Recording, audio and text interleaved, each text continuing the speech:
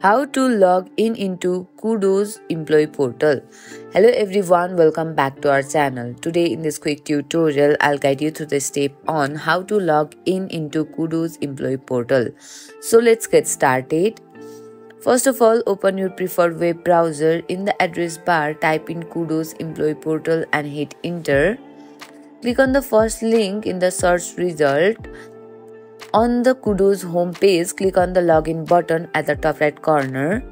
On the login page, enter your email and password. Make sure your information is correct. If you have forgotten your password, click on the forgot password link and follow the instruction to reset it. Once your credentials are entered, enter login. And that's it. You have successfully logged in into Kudos Employee Portal.